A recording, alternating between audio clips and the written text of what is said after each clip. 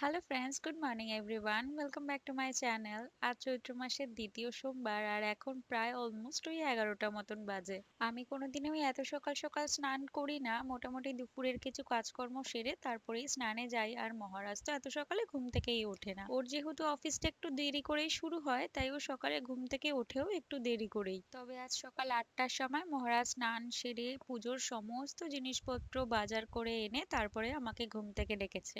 তোমরা তো জানোই যে চৈত্র মাস আর শ্রাবণ মাসের সোমবারগুলো আমি পালন করি। আর এই বিয়ের পর থেকে না দেখছি শিবরাত্রি, এই চৈত্র মাসের সোমবারগুলো মহারাজ আমার সাথে পালন করছে। বিয়ের আগে এই পুজো পাঠ এইসবে খুব একটা বেশি আগ্রহ না থাকলেও বিয়ের পর দেখলাম এই আগ্রহটা ওর নিজে থেকেই কেমন যেন বেড়েছে। তাই আমি আর কোনো কিছুতে না করি না, আর আমি কোনো নিয়ম কানুনে ওকে বাঁধিনি। ও মনের মতো করে যেভাবেই সবকিছু করতে চায় সেভাবেই করে। তোমরা তো দেখেইছিলে শিবরাত্রির সময় যে এইখানটায় জল ঢেলেছিলাম একদম বাড়ির সামনেই, তাই সোমবারগুলোতে আমি এখানেই জল ঢালি। জানো, এখানে যে শিব মূর্তিটা দেখতে পাচ্ছ ওইটা পঞ্চমুখী পঞ্চানন্দ মহারাজ, এই বাড়ির যিনি ওনার, উনি এই মহেশ্বরের মূর্তিটা না স্বপ্নাদেশে পেয়েছে, তারপরেই উনি এই মহেশ্বরকে এখানে স্থাপন করেছেন। সকাল বিকাল তো এখানে পুরোহিত দিয়ে পুজো হয়, কিন্তু এই গেটটা সব সময় খোলা থাকে। ধরো সোমবার বা বিভিন্ন সময় যে জল ঢালতে চায় সে তার মতন করে এসে গেট খুলে জল ঢেলে দিতে পারে। কোনো বাধা নিষেধ কোনো কিছু নেই। আসলে আমার শ্বশুর বাড়িতে না প্রতিষ্ঠিত কোনো শিব মূর্তি এখনো নেই, তাই জন্য এখানটা আসতে হয় জল ঢালতে। খুব ইচ্ছা আছে মহেশ্বরের একটা মূর্তি স্থাপন করব। যদি উনি আমার বাড়িতে আসতে চান তাহলে অবশ্যই তাকে আমার বাড়িতে নিয়ে আসতে পারবো। শিবরাত্রির দিন বাবাকে অভিষেক করানোর জন্য ঠিক যেমন পঞ্চামৃত তৈরি করেছিলাম এখনো ঠিক তেমন ভাবেই তৈরি করে নিয়েছি। ওকে বলেছিলাম যে ফুল নিয়ে আসতে, ও এত ফুল নিয়ে এসেছে দিয়ে আমি এখন শেষ করতে পারছি না। আমি দিলাম ও দিলাম, তাও দেখো কত ফুল এখনো পড়ে আছে। একবার করে সবার কাছে দেওয়া হয়ে গেছে, কিন্তু বাকি যে ফুলগুলো বেঁচে রয়েছে ভাবলাম বাড়ি নিয়ে গিয়ে তো কোনো লাভ নেই, এখানেই সুন্দর করে ওনাদের সাজিয়ে গুছিয়ে দিয়ে যাই। যা বলেছি একদম গুছিয়ে সাজিয়ে পরিপাটি করে নিয়ে এসছে। এবার বলেছিলাম যে বাবার মাথায় একটা বেল অর্পণ করব, সেটা নিয়ে আসতে, সেটা নিয়ে এসছে। তবে বেলটা এবার এত ভালো, শিবরাত্রির সময় কত খুঁজলাম জানো তো, এত ভালো বেল পাইনি। বিয়ের পর এবার আমার প্রথম চৈত্র মাস পালন করা। অনেকের কাছেই শুনেছি যে বিয়ের পর নাকি উপোস করতে নেই, তবে বাবার উপোস কি করে না করে থাকি বলতো। তবে এই ব্যাপারটার সম্বন্ধে না আমার একদমই জানা নেই। তোমরা যদি কেউ জেনে থাকো আমাকে একটু জানিও না যে সত্যি বিয়ের পর উপোস করাটা ঠিক না ঠিক না। জানো তো, এখানে পুজোর সময় যখন ফুল দিই তখন বাড়ির কথা খুব মনে পড়ে। এখানে একটুখানি ফুলের জন্য বাজার থেকে গিয়ে কিনে আনতে হয়, আর আমাদের ওখানে কত ফুল। তারপর বাবার মাথায় অর্পণ করার জন্য বেলপাতার কথা তো ছেড়ে দাও, ওই যে বেলপাতা পাওয়া যায় এটাই অনেক, তারপর আবার নিখুঁত। আর আমাদের বাড়িতে কত বড় বেল গাছ, নিজের ইচ্ছা মতন খুঁজে খুঁজে বেছে বেছে পাতা জোগাড় করতে পারি। আর এখন এখানে যা পাতা পাই সেটাই ভগবানকে অর্পণ করতে হয়। তবে জানো তো, চৈত্র মাস আর শ্রাবণ মাসের সোমবারগুলোতে আমি চেষ্টা করি 12টার আগে বাবার মাথায় জল ঢালতে। বাড়িতে থাকলে তো মা একদম ঘ্যানর ঘ্যানর করে মাথা খারাপ করে দেয় 12টার আগে জল ঢালার জন্য, আর এখানে মহারাজ একদম সেম সেম। কোনো দিন জানো তো এত সকালে ঘুম থেকে ওঠে না। বাজার করার থাকলেও সে মোটামুটি 11টায় ঘুম থেকে উঠে নিটিস পিটিস করে তারপরে বাজারে যায়। তবে আজকে যে কি করে সকাল সকাল ঘুম থেকে উঠে একেবারে 9টার মধ্যে বাজার টাজার করে নিয়ে এসে বাড়িতে হাজির। ওই যে কথায় আছে না, মহেশ্বর নিজেরটা নিজেই করিয়ে নেন, ওকে দিয়েও সবটা করিয়ে নিয়েছে, তাই আমাকে আর কোনো চিন্তাও করতে হয়নি। পুজোর জন্য তো সমস্ত কিছু গুছিয়ে গাছিয়ে নিয়ে এসেছে, আবার আমার খাওয়ার জন্য সারাদিনের যে ফল মূল সমস্ত কিছু গুছিয়ে নিয়ে এসেছে। যাই হোক, চলো তোমাদের সাথে গল্প করতে করতে চৈত্র মাসের দ্বিতীয় সোমবারটা কাটিয়ে ফেললাম। পুজো দেওয়াও হয়ে গেছে, এবার বাড়ি গিয়ে উপোস ভাঙার পালা। এই মন্দিরটা সব সময় পরিপাটি থাকে, যেই আসে জল ঢালতে, জল ঢালার পর ফুল টুল যা পড়ে থাকে সবাই গোছগাছ করে দিয়ে যায়। আর আমিও এসে এই পরিষ্কার জায়গাটাকে নোংরা রেখে কি করে যাই, তাই অল্প কিছু ফুল ওই চারিদিকে পড়ে রয়েছে, প্লাস্টিকটা দিয়ে একটু পরিষ্কার করে দিয়ে যাব, দেখতেও ভালো লাগে পরিষ্কার জায়গা। ও ধূপ ধুনো তো জ্বালানোই হয়নি। আমি বাড়ি থেকে ধূপকাঠি মোমবাতি নিয়েই এসেছি, আর ম্যাচেসটাও নিয়ে এসেছিলাম। এইখানে যদিও না ধূপকাঠি মোমবাতি ম্যাচেস থাকেই সবার জন্য। বেশ কয়েকদিন ধরে না গরমের ভাবটা একটু কম, আর এত হাওয়া দিচ্ছে মোমবাতিটা কতবার চেষ্টা করলাম ধরাতে বারবারই নিভে যাচ্ছে। জানি বেশিক্ষণ জ্বলবে না, কিন্তু ওই যে দীপ ধূপ দুটো না দিলে তো পুজো অসম্পূর্ণ থেকে যায়, তাই ওই দিয়ে যাই। ভগবান যদি মনে করে জ্বালিয়ে রাখবেন তাহলে জ্বলে থাকবে। চলো নিজের মনোবাসনা জানিয়ে নিয়ে পুজো শেষ করে এবার বাড়ির দিকে রওনা দিই। আবার আরেকটুখানি আশেপাশটা যে নোংরা পড়ে রয়েছে সেইটুকুনি গোছগাছ করে তারপরে যাই। সকালবেলা তো ফলমূল খেয়েই থাকতে হবে, একটু ফলেরও যোগান দিই। চলো তোমাদেরও বাড়ি নিয়ে যাই। এখন অলমোস্ট 5টা মতন বাজে আর আমি খাচ্ছি একটু আপেল। আর আমাদের গেটের লাইনটা আজকে চেঞ্জ হচ্ছে। এই আওয়াজটা এসে এবার মোটর চালানো হচ্ছে। আমাদের যে লাইনটা ছিল জিটিপিএল এর খুব প্রবলেম হচ্ছিল, আর সারাক্ষণ ফোন কম্পিউটার আপলোডিং সব কিছু চলতে থাকে তো, আর মানে ক্যাপাসিটি নিতে পারছিল না। তাই জন্য আমরা জিও লাইনটাতে চেঞ্জ করছি।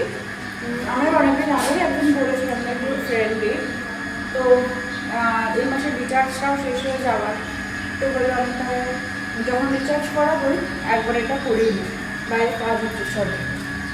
আজ মহারাজার অফিস যায়নি, ওয়ার্ক ফ্রম হোম নিয়ে নিয়েছে। তার কারণ এই কাজটা করার জন্য তো ওকে বাড়িতে থাকতেই হতো, আর সকাল থেকে এসে সমস্ত প্রসিডিওর কমপ্লিট হয়ে গেছে। শুধু এখন লাইনটা সেট আপ করার পালা। উনি অনেকক্ষণ আগেই আসবেন বলেছিলেন, কিন্তু বিভিন্ন কাজে আটকে যাওয়া একটু দেরি করেই আসলো। যাই হোক, আমাদের কাজটা করা নিয়ে কথা। আমাদের যে লাইনটা ছিল তোমাদের তো বলেইছি এত সমস্যা করছিল, আমরা আর উপায় না পেয়ে ভাবলাম এই পন্থাটা অবলম্বন করেই দেখি কি হয়। এখানে জিওর টাওয়ারটা একদম খারাপ, ঘরে তো কোনো রকম টাওয়ার পাওয়াই যায় না, কথাও বলা যায় না। তবে এখানে জিজ্ঞেস করে দেখলাম যে এই কানেকশনটা নেওয়ার পর ভয়েস কলে নাকি ভালো মতন ভাবে কানেকশন পাওয়া যাবে। আশেপাশের বাড়িগুলোতে কয়েকটা জিওর সার্ভিস নেওয়া রয়েছে, সুতরাং ভালোই হবে, না হলে তারাই বা কেন নেবে। আর আমাদের যে লাইনটা নেওয়া ছিল সেটা আমাদের যা প্রবলেম করছিল, আমরা একবার সার্ভিস সেন্টার থেকে ডেকে লোক দেখিয়েছিলাম, কিন্তু ওনারা বললেন যে রাউটারটাই আমাদের চেঞ্জ করতে হবে। তখন থেকেই আমরা একবার ডিসাইড করেই নিয়েছিলাম যে যখন চেঞ্জ করতেই হবে তখন জিও লাইনটাই নিয়ে নিই, বেকার বেকার আবার কেন একটা রাউটার নেব।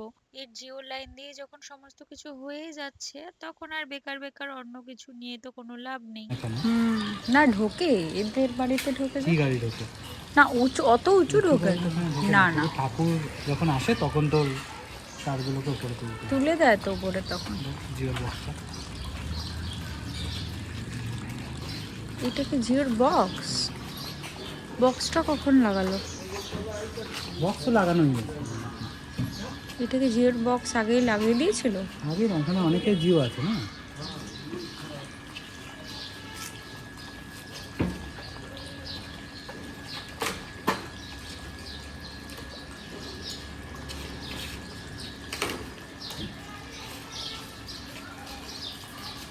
দুটো লাইন খালি আছে।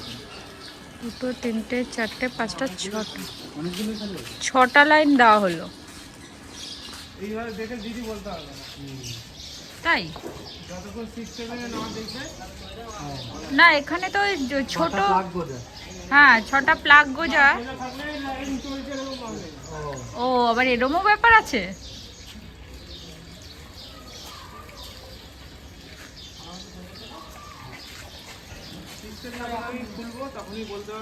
কটা লাইন আছে? আচ্ছা, এখানে অনেকেই ইউজ করে। হ্যাঁ, 8টা করে লাইন বেরো, এবার তখন বলতে পারবো কটা লাইন চলছে কটা লাইন। আচ্ছা আচ্ছা আচ্ছা। ধরো 8টা ফুল হয়ে গেল। কিন্তু এখানে তো এরকম ক্যাসেট লাইনটা বলতে ও আচ্ছা। ও,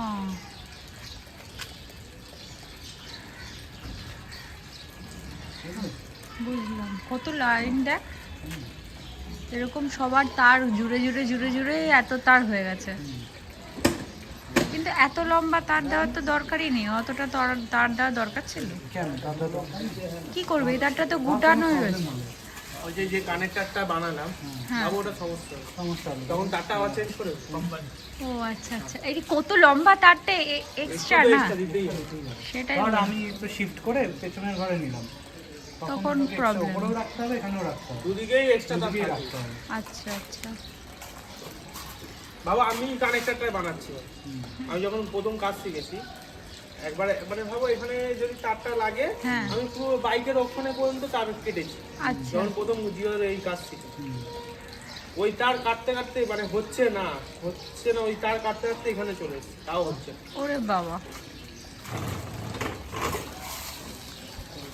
নিচের কাজ হয়ে গেছে, এবার ওপরে যাবো, ওপরে কিছু কানেকশন ঠিক করতে হবে।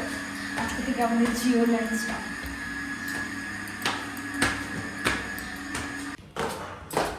এখন 9টার মতন বাজে। এখন আমি আর রুটি বেরোচ্ছি আমাদের আজকের খাওয়ার দাওয়ারের জিনিস, একটু চাল, একটু আলু, এগুলো তোমাদের থাকে, কিন্তু উপোস করা তো ওই মাছের জিনিসপত্র করবো না, আর চৈত্র মাসের উপোস করা, তাই জন্য দুজনে মিলে বেরোচ্ছি, সেগুলো আনতে চলো তোমাদেরও বাজারে নিয়ে যাই।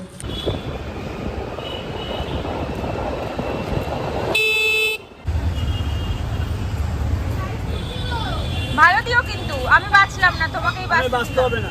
500 দাও, 500 এই 700 পেলাম, 20 টাকা দেন, 21 টাকা 20 টাকা দেন। লঙ্কা কত করে? লঙ্কা 10 টাকা সব। লঙ্কা 10 টাকা, তো লঙ্কার দাম তো কমে গেছে। আপনি বাইরে দেখুন, যদি মনে করেন দাম বেশি হচ্ছে 300 গ্রাম লঙ্কা নিয়ে গেছি। হ্যাঁ, সে 20 নিতে টাকা। পারেন 300 টাকা 320 টাকায় নিয়ে গেছি। হতে পারে, ওই লঙ্কা আমার কাছে নেই। খাওয়াতে হবে তো, তাহলে আমি আগে নিয়ে আপনি নিচ্ছেন না, নিয়ে যান। আচ্ছা, 100 লঙ্কা দিয়ে দাও। 320 টাকা লঙ্কা নিয়ে গেছি, লঙ্কা সে আলাদা লঙ্কা। তোমাদের ঝাল হয় না? ঝাল হবে মোটা। যাই হোক, হ্যাঁ, আমি নিয়ে গেলে আমরা বলে দেবো আমি কি নিয়েছি। সে তোমরা তো বলবে। একটা দুটো বেশি দিলে না। আর ধনেপাতা কত করে? 10 টাকা বান্ডিল। এই যে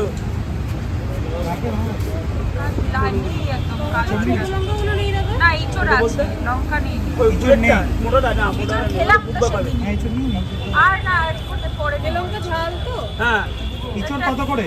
80 টাকা কিলো ওই ফালি নিতে হবে, ফালির পিস হবে না। না নিলে এখন দেখছি মামা দাঁড়া। বাবা কাটতে পারবে না। আরে কেটেই দেবে পুরো, যে পুরো শাড়ি একটা- বাজারে এসে সবজি দেখলে না আমার মনে হয় এটা নিই ওটা নিই সেটা নিই। সকালবেলা রুডি আলু নিয়ে গেছিল, কিন্তু কোনো লাভ নেই, সেই আলু তো পেঁয়াজ রসুনে ছোয়ানো হয়ে গেছে, তাই এখন অগত্যা আবার আলু নিতেই হলো। ভাবলাম একটু বেশি করে নিয়ে যাই, বাড়িতেও কাজে লেগে যাবে। চলো, মোটামুটি সবজি বাজার করা কমপ্লিট হয়ে গেছে, এবার না একটু বাসনপত্রের দিকে যাই। আমার 2-3টে জিনিস কিনতে হবে পুজোর জন্য আর খাওয়া দাওয়ার জন্য, দেখি কাছাকাছি কোথাও পাই কিনা। এই একটা স্টিলের দোকান পেলাম, এখান থেকে একটা হাতা নেব। হাতার খুব সমস্যা, ভাত বসালে না নাড়াতে পারি না, তাই ভাবলাম একটা হাতা নিয়েই যাই ছোট্ট মতো। আর এখানে না থালা পাওয়া যাচ্ছিল, রুডি বলল খাওয়ার জন্য একটা থালাও নিয়ে নিতে, কেন কি থালাগুলো না আমাদের বাড়িতে আছে, কিন্তু অনেক ভেতরে ঢুকানো, এখন পারা সম্ভবই হচ্ছে না। এই পুজোর সময়গুলোতে কি হয়, আমাকে না পাতা কিনতে হয় খাওয়ার জন্য, তো বললো বারবার তো পাতা কিনতেই হয়, আর সেগুলো কোথায় রাখি, এঁটো হয়ে যায়, তার থেকে থালা কিনে এনে মেজে ঘষে রেখে দিবি, আবার পরের দিন ব্যবহার করতে পারবো। আর আমার না একটা ছোট্ট ঘটের খুব দরকার ছিল জল ঢালার জন্য। আমার এখানে না বড় ঘট রয়েছে, ছোট ঘট নেই, ওই মাটির ঘট কিনে নিতে হয়। এইবারও তাই করেছি। তো সকালবেলাও আমাকে বলছিল যে আমি একটা নিয়ে আসি, আমি বললাম না থাক, আনতে হবে না, মাটিরটাই নিয়ে আয়, ওটাই মেজে রেখে দেবো। কিন্তু এখন এসে দেখলাম একটা স্টিলের ঘট, ভাবছি এখান থেকে নিয়েই যাই, মনটাও করছে নিয়ে যাওয়ার জন্য। এখানকার কাকুকে বললাম একটা থালা দেখাতে, বললো আমি ভেতর থেকে বের করে দিচ্ছি নতুন, এগুলো পুরনো হয়ে গেছে, যখন তুমি ঠাকুরের জন্য নেবে একটু ভালোই নাও। আর এই যে ঘরটা দেখছো, এই ঘরটা আমার খুব পছন্দ হয়েছে। প্রথমে এখান থেকে ভাবলাম যে একটা পিতলের ঘটই নিয়ে যাই, তারপর ভাবলাম না স্টিলের ঘট নিয়ে যাই, আমাদের বাড়িতে তো স্টিলের ঘট ব্যবহার করি, আর ছোট্ট মতো নিলে জল ঢালতেও সুবিধা হবে। চলো, মোটামুটি সব নিয়ে গেছে, এবার রওনা। আমাদের এদিকের মোটামুটি কেনা কমপ্লিট, এবার চাল নেব আর একটু ঘি নেব আর সন্দুক লবণ নেব। আগের বার সন্দুক লবণের জায়গায় বিট নুন নিয়ে চলে গেছিলাম, এবার সন্দুক লবণ নিয়ে যাবো। বুঝলি কি সুন্দর হাওয়া দিচ্ছে। এই যে আমরা চলে এসেছি, এখান থেকে আবার গ্রসারির জিনিসপত্রগুলো নেব। এখান থেকেই আমরা আমাদের মাসকাবারি যে গ্রসারির জিনিস লাগে সমস্ত কিছু এখান থেকেই নিয়ে যাই, সমস্ত রকম জিনিস পাওয়া যায়। আর বিয়ের আগে যখন রুডির সাথে এখানে আসতাম না, দাদাটা কনফিউজড হয়ে যেত, আমাকে চিনতেও পারতো না, প্রত্যেকবার যখন আসতাম তখন আমাকে আবার আলাদা করে জিজ্ঞেস করতো যে কি লাগবে। তবে বিয়ের পর থেকে যখন ওনার দোকানে আসে, উনি না বুঝতেই পেরে গেছে, তাই এখন আর রুডিকে কোনো কিছু জিজ্ঞেস করে না, আমাকেই গাড়ি থেকে নামলেই আগে জিজ্ঞেস করে কি লাগবে। একটা মিষ্টি হাসি দেয়, আর দাদার ব্যবহার এত ভালো, এত ভালো মানুষ, না দেখলে কল্পনাই করা যায় না। তোলা ছিল না, ছিল। দেখ বলছি ছিল না, আমি দেখেছি। তুই দেখেছিস? হুম। মাথা চাল নিলাম, সন্দুক নুন নিলাম, লুন নিলাম। আর আর কি নিলাম রুডি? সন্দক লুন। আলতু কথা কম বলে, বল না। জল দিলাম। আর জল জিরাটা আমার খুব ফেভারিট, ওটা ঘরে রাখি, শেষ হয়ে গেছে, সেটা নিয়েছি। আর ঘি, ব্যাস। এই আর চলো কি এবার নিয়েছিস? বাড়ি গিয়ে প্রস্তুতি হবে, প্রস্তুতি। কখন খেয়ে নেওয়ার কথা, আর আমি কখন এখন দিয়ে রান্না করবো, তারপরে খাবো। বাড়ি থাকলে দিদিমা রান্না করতো আর টুকুস করে শুধু খেতে বসতাম। জিনিস নেই জীবনে, বিয়ে করবে আর বিয়ে করলে এরমই হয়। এই বাড়ি চলে এসেছে। আমাদের এখানে একটা ভালো জিনিস, রাস্তাটা এত সুন্দর লাইট দিয়ে দিয়েছে। রাস্তাটা তৈরি হওয়ার পর একদম ঝকঝক করে চারিদিক। নামলাম। তুই কই যাচ্ছিস? ঘরে ঢুকলাম। মাইক্রোওভেন বলছি, ইন্ডাকশানে করবো তো খুব বেশি সময় লাগবে না। সকালবেলায় সমস্ত কিছু নামিয়ে রেখেছিলাম, এখন জাস্ট একটু কেটে কুটে বসিয়ে দেবো। আলু সিদ্ধ ভাত উঠার কতক্ষণ। এই বসলাম খাবার বানাতে, অলরেডি ইন্ডাকশনটা চালিয়ে দিয়েছি। আর আমি এসেই না আগে আলু, টমেটো, লঙ্কা সমস্ত কেটে ধুয়ে ভালো মতন বাসনপত্র ধুয়ে রেডি করে নিয়েছিলাম। তোমরা শিবরাত্রির সময়ও দেখেছিলে যে আগের দিন যে সংযম করেছিলাম বা পরের দিন যে খেয়েছিলাম, এইখানটাই রান্না বান্না করেছিলাম। তার কারণ এই প্লাগটাই এখনো নিরামিষ রয়েছে। আর সত্যি বলতে ছোট্টখাট্ট জায়গার মধ্যে এইভাবেই ম্যানেজ করতে হয়, অন্য তো অপশন থাকে না।